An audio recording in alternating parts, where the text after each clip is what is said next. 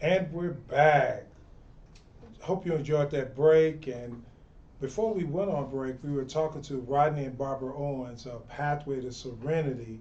And Rodney, you were sharing how Barbara has been there to support you on your recovery journey. So let's go back a little bit. How did you all meet, and how did Pathway to Serenity become a reality? Okay, I'm laughing because it's amazing how we met. And I'm very transparent with healthy boundaries. Actually, we met at this nightclub, Desiree. But I remember the Desiree. backdrop is I'm in my addiction. So my brother let me wear his suit. He gave me $10. I bought a drink, and the $5 was to go get high after I left the club.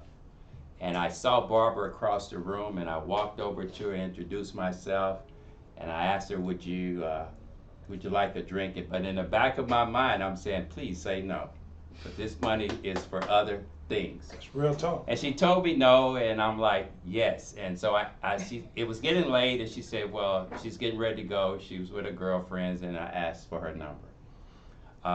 Several attempts to try to call, and no answer. Back then, you didn't have, either you had a recorder on your phone, or you didn't. You couldn't leave messages. But anyway, I said, I'm gonna call one more time, and she answered, and we started communicating. And one of the things we laugh about today is that I used to always tell her I was a cut above. Really didn't know the meaning or the impact was because I wasn't working, no real goals, but I was a cut above. And that's pretty much how the So relationship. it sounds like you spoke I'm a cut above in the reality. So it was there. The seed was there. Yeah, the seed was there. Definitely the seed was there, Sam. But we laugh about it because all the signs was like, run. Yeah. This is not going to work. But, the thing we talked about in our intimate moments is that she saw something in me. Wow. Yes. And she knew that, God was going to do some things in my life, And so I'm definitely, we just celebrated 32 years. I'm truly grateful That's phenomenal. for her, hanging in there. And the story, my sponsor used to always say, people don't know her story. They see her glory. They see where we at today. But my wife went through a lot, She went through hell and high water with me through the depth of my addiction. Because what addiction brings forth is lying, cheating, stealing, manipulating, the whole gamut. And she had to endure a lot of that stuff. She endured stuff that the average person, it would have broke them. I did a lot of horrible things. When I say horrible, I'm just not proud today. I've overcome that, and what I do today is I help men. Matter of fact, tomorrow I will do a podcast on domestic violence because I'm a reformer. I have over 27 years of not committing domestic violence. Yeah, So healthy, all that healthy comes boundaries. exactly. 27 years. Clap So that up. let me ask you this, Rodney. With your past, and like you said, they see her glory. How do you not allow your past to paralyze you from moving forward to the greatness that God has for you? Because I see the glory today, but how did you and how were you able to not be paralyzed with fear from the regrets of your past to move forward so that you can make the impact that you're making today? Great. And that's a great question. And I think for me it started with me forgiving myself Mm-hmm. because that person is not me. That person was not me. It was who I became when I took substance. It created a whole nother person. That's not who God created. And so when I got clean and sober, the person God created was now in existence. I remember I was going through uh, a family dispute when my dad passed away. He left me everything, and we was going through the process of his heirship, and we went to a deposition, and mm, some family members attacked me, and they brought all these horrible things. And so the mediator said, "Sir, you know, I've been in a lot of these, and people get to fighting and everything." He said, "Why didn't you say anything? Why didn't you?" I said, "Because the person that they were speaking of, he doesn't exist anymore. There's no reason for me to, defend or have any type of confrontation over somebody. I know that guy. He's not nice. I knew him, but he doesn't exist anymore. Let's talk about what I've done in the last 15 Today, years, yes. To all our listeners out there, again, like we do all the time, grab a pen and piece of paper so you will be able to contact Rodney for substance abuse support. So you're hearing his story, you're hearing his testimony. He and Barbara Owens, a Pathway to Serenity in Houston.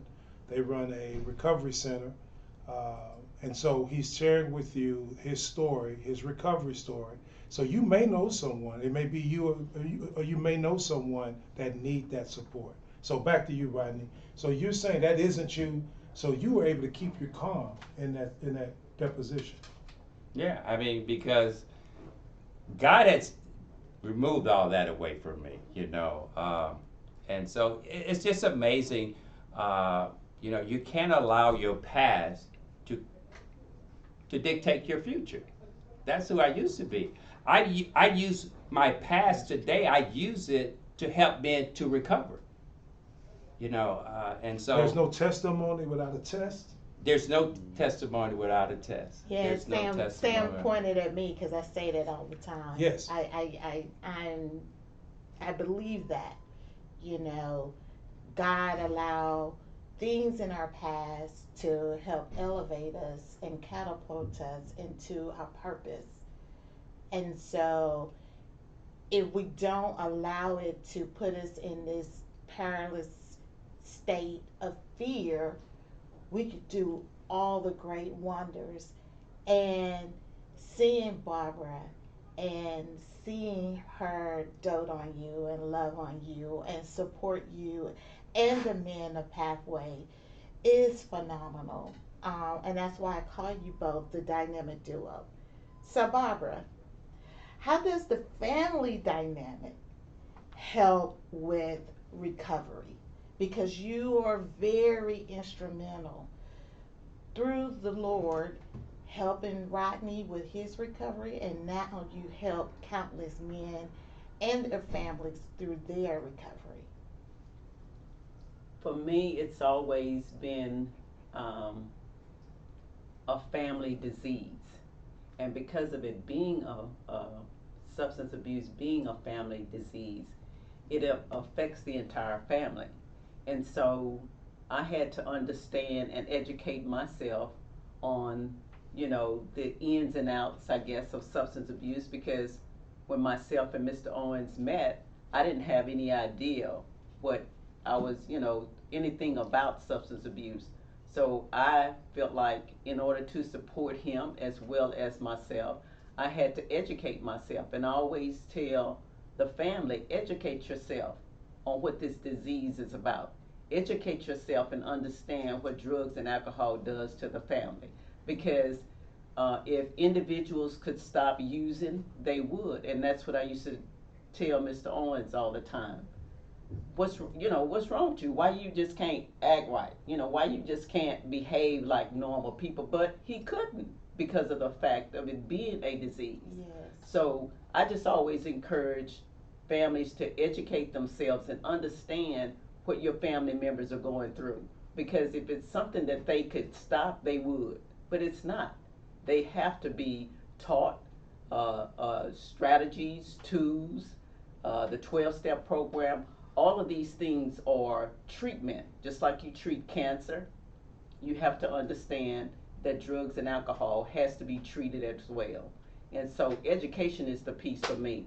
And like we said once before, I stand in the gap for families. My heart goes out for families.